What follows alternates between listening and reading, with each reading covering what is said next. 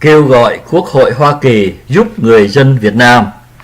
Call on U.S. Congress to create policies that work best for both American people and Vietnamese people. Honorable U.S. Senators and House of Representatives, my name is Quang Nguyen. I am a Vietnamese American. I have a concern that the U.S. is now supporting the communist government in Vietnam in their efforts to confront against the aggression pursued by Communist China, without adequately pressing the Vietnam Communist authorities to comply with UN standardized observance of human rights and civil rights.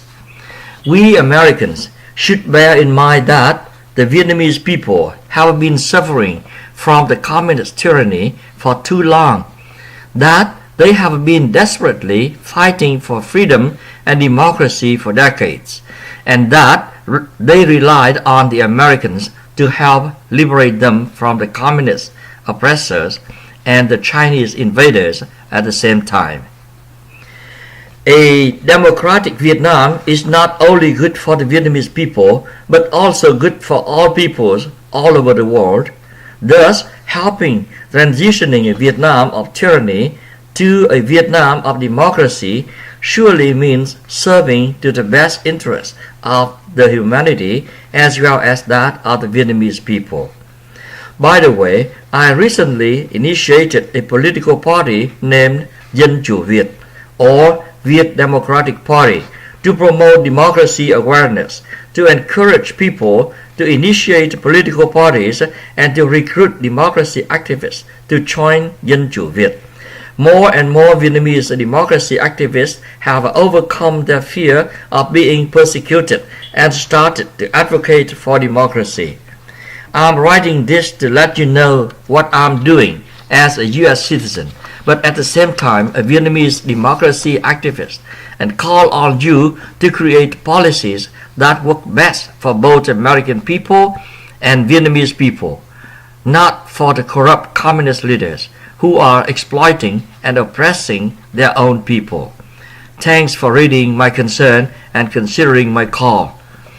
Sincerely, Quang Nguyen, Nguyễn Thế Quang, founder and president of Viet Democratic Party, Đảng Dân Chủ Việt. Phone 408-623-1814. Email nguyenthekwangusa@gmail.com. Địa chỉ